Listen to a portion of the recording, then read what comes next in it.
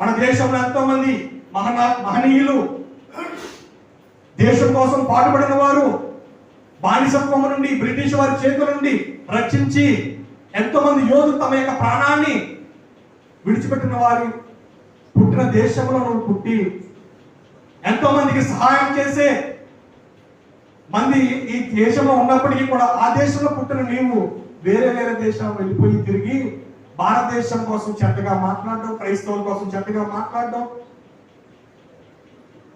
నువ్వు తీసే వీడియోలు బట్టి సమాజం నేర్చుకుంటుంది, పాపం నేర్చుకుంటూ ఉందా? స్త్రీలతో అసభ్యంగా ఎలా ప్రవర్తించాలో నీ వీడియోల ద్వారా భారతదేశం నేర్చుకోవాలా? ఏ విధంగా నిన్ను చూసి సమాజం బాగుపడుతుంది సహోదరి సోదరుడా? చెప్పండి. ఆ మనిషి ఆ దేశ మరి క్రైస్తవుల కోసం మాట్లాడుతూ ఉన్నాడు. ఈరోజు క్రైస్తవులు చేతగా